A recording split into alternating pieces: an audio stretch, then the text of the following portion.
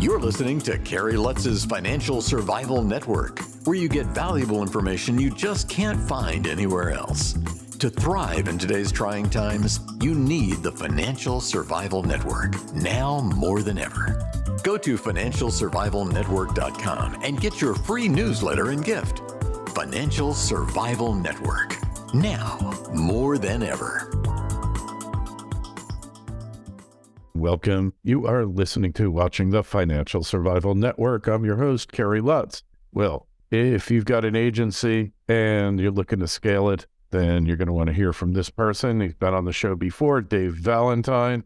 Dave, great to have you back. So give us an idea of what you do, your philosophy of business, and how you make business work for others. Yeah, so I'm a serial entrepreneur and business owner. I own 7 different companies. We're in the process of selling a few of them right now, which is fun and stressful all at the same time. And yeah, the basic way that we look at any sort of business is pretty simple. We believe in creating outrageous offers, something that sounds too good to be true, but is actually very profitable for the companies that we own. And really figuring out your marketing and sales in ahead of time and then fulfilling on the back end. Because most companies get really concerned with, I got to get the product right. I got to get the product right. And it's like, well, it's never going to be done. It's an infinite game. So you might as well start marketing and selling right now and get better and better at your product or service as time goes on, because money affords you a lot of runway. Right. So you accept imperfection, and it's better to execute than it is to, have paralysis by analysis, right?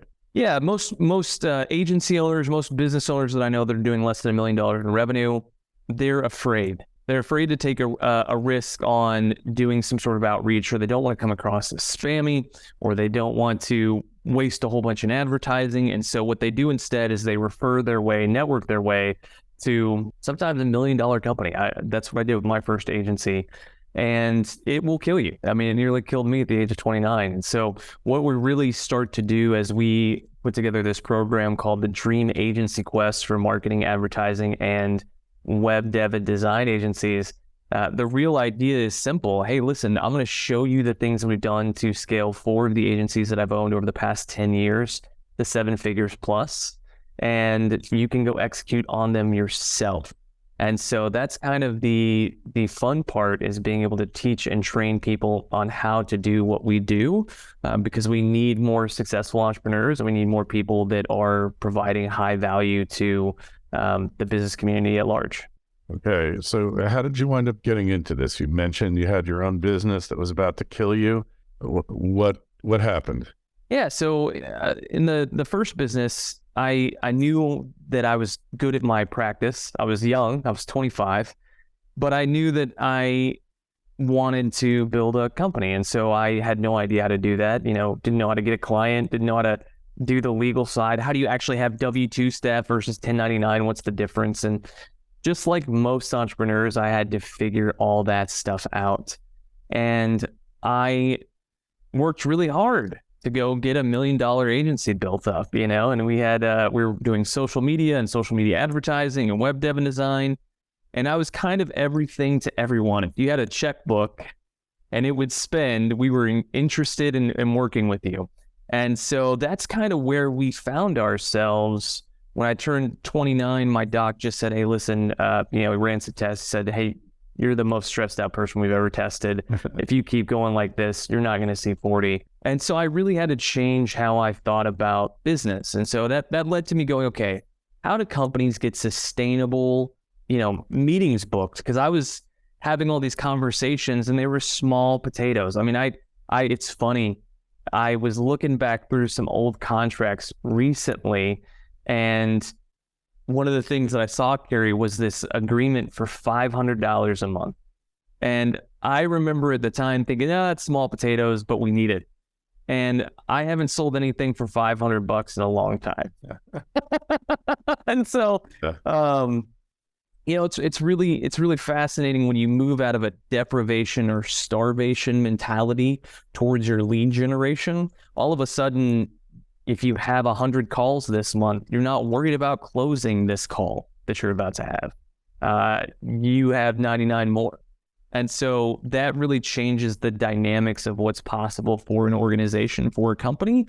And that's what we're really teaching people, is not only how to set up their lead generation, but hey, how do you scale? How do you operate? It's really easy when you're the one that's doing all this stuff, that's providing the results. Man, it's really, really easy for you to generate those results. But how do you go from working in the business to working on the business and actually being a business owner instead of just an entrepreneur?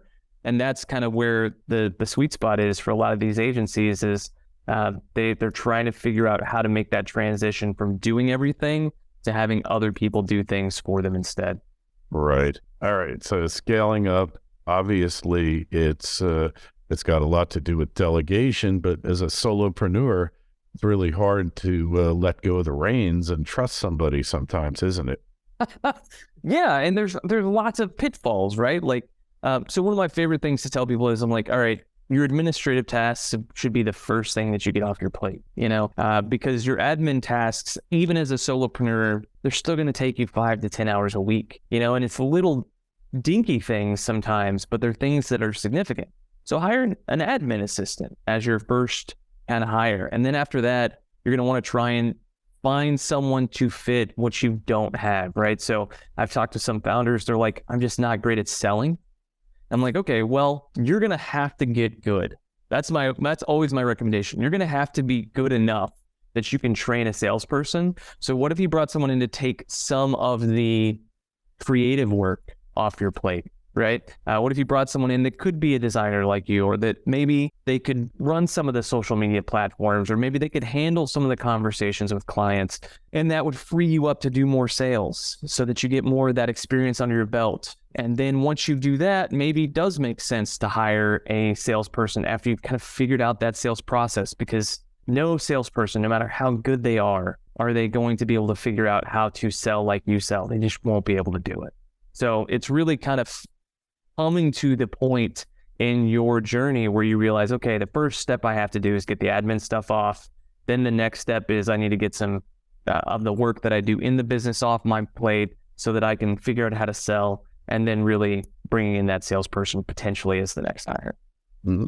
All right. So, but you said people don't like selling, and you say, well, you better get good at it. How do you get good at doing something you don't really want to do? Yeah, I had a conversation with somebody recently, a dear friend of mine. She was talking about, she owned some coffee shops. She recently sold them. She was talking about how one day she got a text message from someone. This was in the throes of the pandemic, right? And they had been exposed to COVID, and she opened up her phone and looked at the schedule and saw that there was no one to cover the shift. Like absolutely no one. And this is, she'd owned this coffee shop for over a decade at this point, very successful.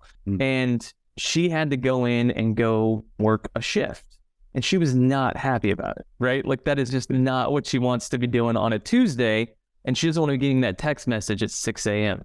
But she realized she had a choice, right? The choice was, I can either be miserable about this and be upset, or I can realize I haven't done this sort of work in 5 years.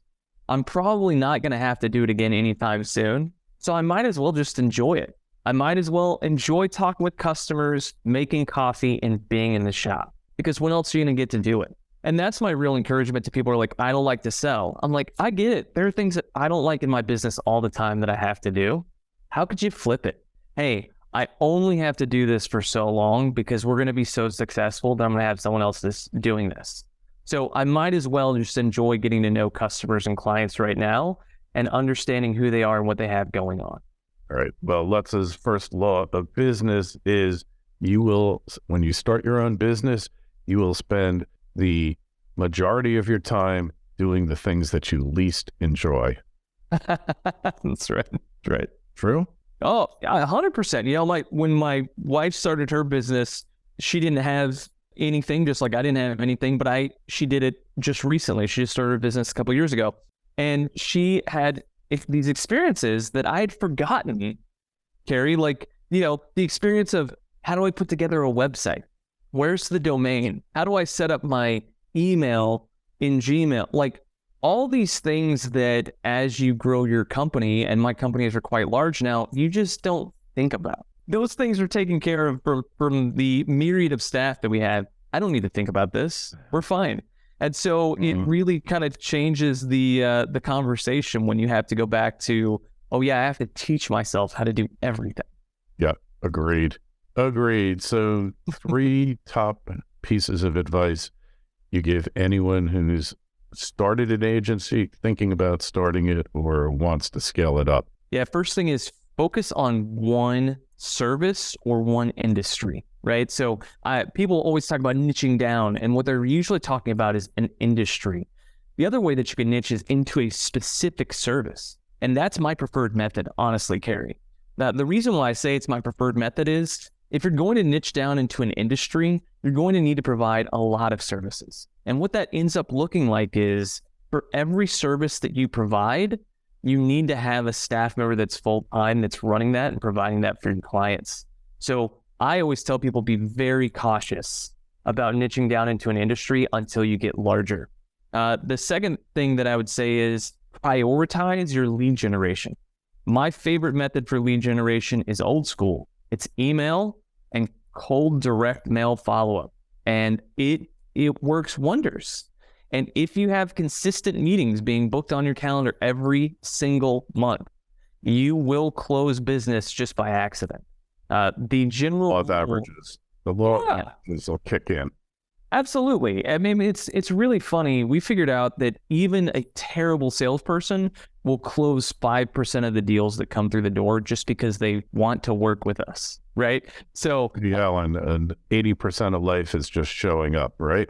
Yeah, like they just did the job and they're here for it. And then our top closers will close like 35% because they're very skilled. But even if you just mess it up, you have 20 calls in a month, which isn't that many, you're going to close one of them by accident. This is what I love to say. And then the other ones you will close because you've gotten better at your craft, right? But prioritize your lead generation. Getting those meetings booked on your calendar is vital in order to get where you want to go.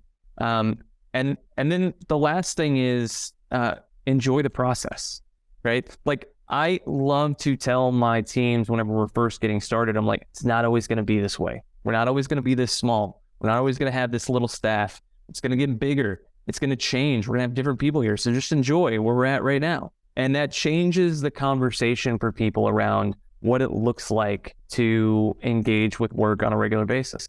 Hey, that's such a great point. We will leave it at that. Really appreciate your coming on the show again, Dave.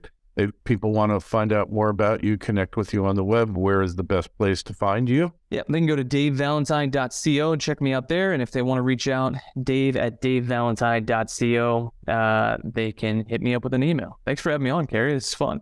Pleasure. And a link to the show note in the show notes on Financial Survival Network will bring you right to Dave's site. And while you're there, sign up for your free newsletter. Dave, pleasure. Thanks for stopping by. Thanks, Kerry. Thanks for listening to Kerry Lutz's Financial Survival Network, your solution to today's trying times. For the latest, go to financialsurvivalnetwork.com. Financial Survival Network, now more than ever.